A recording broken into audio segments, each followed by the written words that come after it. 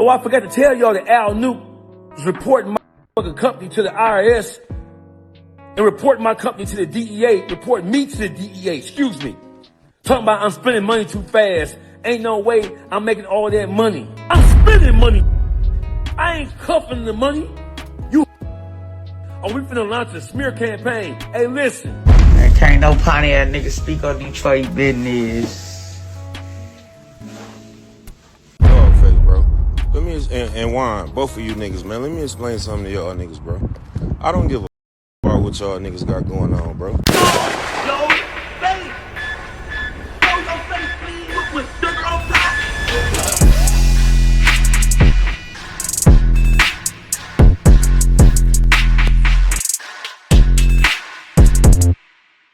Hey, what's up, y'all? Y'all know my slogan. I don't know it all, but I know what I've been through. Now, before we get into this video, make sure you check us out on Patreon at www.patreon.com/Hookah Anonymous _. You guys been telling us to create one for the longest, so we recently created a community where we will upload videos that we can't share on YouTube due to their guidelines. We'll also be dropping the latest to there first, behind the scenes information that you wouldn't find anywhere else on our socials. So make sure you become a member, and after you do that, head over to our official Instagram page at Hookah Anonymous _ and follow us there. Now without further ado, let's get into what you guys came here to see. Now, it looks like Dogface and 42 Dugg have fell out as well, and I don't know about y'all, but Dogface went from being pro Detroit to getting into it with almost every last one of the same people that he was bigging up on the Detroit music scene. And it's interesting to see this go down because when it comes to Detroit, one thing I could say is that they do have a strong foundation out there. Aside from the YNs and all that drill stuff, when it comes to unity amongst rappers and the older crowd, they remind you of the old Atlanta. The Atlanta where in the beginning, everyone was working with everyone. Nobody beefed with each other. They left that to the New York rappers. And no matter how big of an artist you was in Atlanta, you did songs with up and coming artists and helped them get into the game. Detroit put you in the mind of that because although there's been beef between some of the guys in the past, a lot of them have put their differences aside and will actually come together musically and start doing songs with each other as they put their differences away. Which is dope because it shows the youngins that if they can do it, y'all could too. And the bigger picture is getting to a bag while trying to change you and your family's life. However, y'all know it's always going to be a rotten apple out of every batch. And I'm not saying that Dogface is the rotten apple because I actually like Dogface and what he stands for when it comes to putting on for his city. But I don't know what it is, but it seems like everyone in Detroit these days seem to have a problem with him, and the same city he seemed to be standing for is turning their backs on him. Now you have mixed opinions. Some people like Dogface, some people don't, but that's life. Recently, he would get dissed on by two of the biggest street artists to come out of Detroit in today's climate, which seemed to have stemmed from his back and forth with a Detroit native by the name of StreetLord Juan. Now, it started off with just them two until Pezy's name was mentioned, as well as 42 Dugg's. We're going to get into how everything got to where we are today. So before we do, make sure you hit that thumbs up button, hype this video so we can get into the algorithm, and if you're not subscribed to the platform already, make sure you do so now. Let's get into it. Oh, we finna launch a smear campaign. We'll pay a nigga $30,000 to say Dogface is, and Dogface getting some money from a lawsuit, and he blowing money too fast. Don't worry about it. We finna put the feds on him and have the feds. You already did that, Nuke. Oh, I ain't tell y'all that, Detroit. Al Nuke already called and reported my company to the IRS. He already called the DEA and told the DEA I gotta be selling dope because I'm blowing money too fast. He banned Cubans, he banned chains, he banned cars. Niggas gotta stack up 2-3 years to do all the shit he doing in a couple of months. He gotta be doing something wrong. No, I don't commit crime. And these same is giving whack 100 information against me and T Grizzly. Oh, he Dogface told him. No, I ain't told on nan nigga. A nigga told on me. Now that was just a clip of Dogface addressing Al Nuke and StreetLord Juan. Can't post the whole video due to it being like 10 minutes long, but y'all get the gist of what Dogface was talking about. Now here's where Pezy was first mentioned within this whole back and forth between the two, because in the caption of that video, Dogface would say, quote, "Breaking news alert, hey Detroit, StreetLord Juan and Al Nuke have joined forces once again to try and launch a smear campaign against me. Nuke already reported my company to the IRS and DEA. These bozos are now saying that at Turbulence RJ and Pezy paid me to smear street girl Juanita. And all this issue Ninja's talking about at Ice where Vezo was supposed to have said to me is cap. Vez ain't never raised his voice or cut into me about a MFing thing. Never ever. Me and Vez ain't never exchanged no harsh words, ever. Ninja, I'm a gangster Muslim. That means I ain't going. You ninjas can't expose me on ish or about ish. I got millions just sitting. Millions. Hashtag ussies. Now remember, that's the first time that Pezy was introduced to this whole thing, because we're gonna get back to that. However, before it was Pezy and Dugg involved, DawgFace made a post about an alleged cellmate that was incarcerated with Juan for 3 years, and he claims that he told him that Juan would accuse Iceware Vezo of being a rat, or indicating that he was trying to do so he can get out of jail. He posted screenshots with the caption saying, quote, "Breaking news alert. StreetLord Juanita told Cellmate that Iceware Vezo was hot." Legend? Did I hear you ninjas call Street Girl Juanita a legend? Well, this is how so-called legends talk about y'all YN. Hashtag dreams and nightmares. Now with that being said, here's the screenshots in which the cellmate would tell DawgFace about the allegations on Iceware Vezo. It'll read, quote, "Iceware Vez was in there with us too. He was in another unit though. Ninja had me thinking Vez was hot. So we was in my cell, me, Juan, and Vez, and Juan will always say ninjas could have listening devices, call me noided, but out of nowhere, not even talking about drugs, Vezo lifted his scarf and said, 'I ain't never sold no drugs to nobody. I'm a good kid or guy, some ish, out the blue.' Juan just looked at me. When he left, Juan told me watch Vez, he want to get back home. So DawgFace said, 'Get back home? What you mean? Like he was gonna rat on somebody to get out?' He said, 'Exactly what I mean.' So when I seen him in the truck with Vez when he got out, I was like, wow.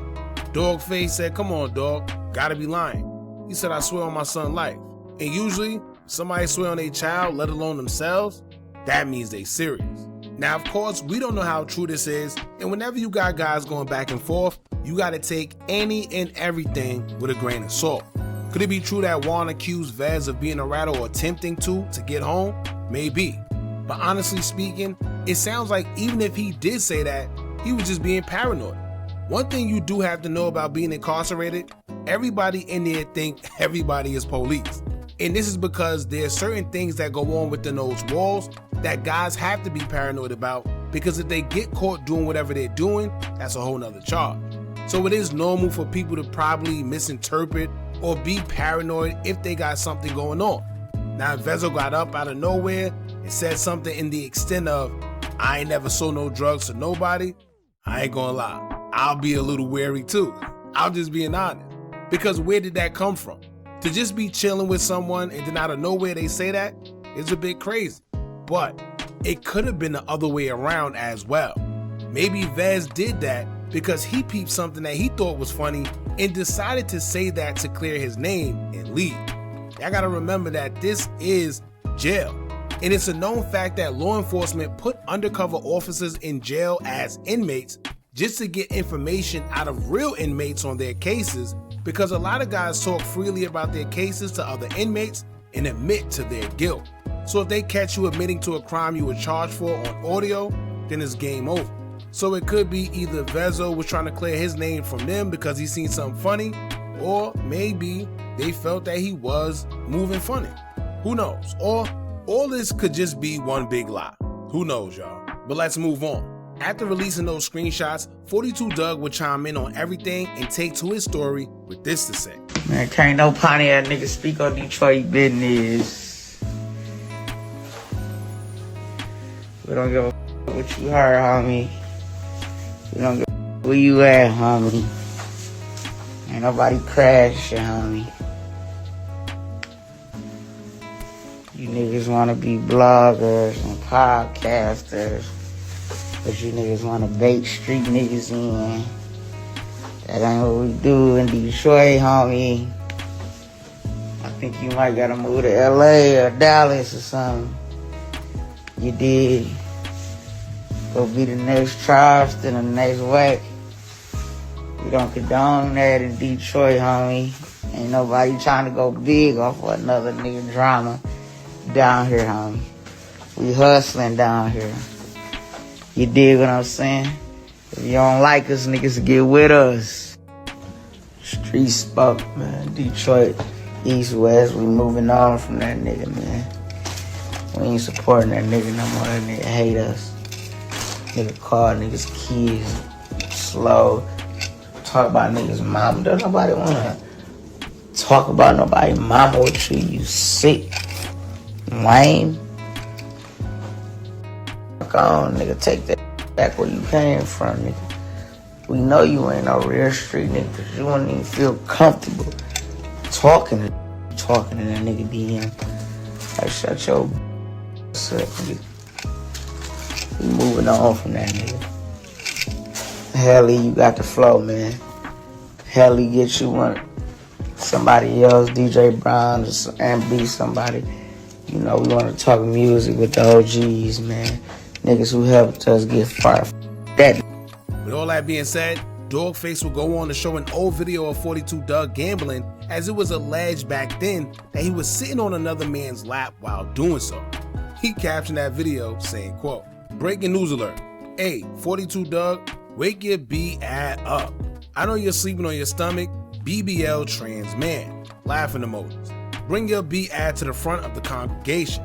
Do you want to take a stab at explaining why you're sitting between a man's legs, down by where his and balls be? What type of gambling party was this? Hashtag freakman, hashtag freaky gambler." Shit. Who says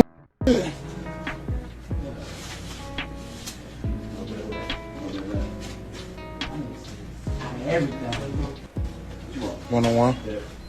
Throw some cash for me, man. Make it interesting. Okay.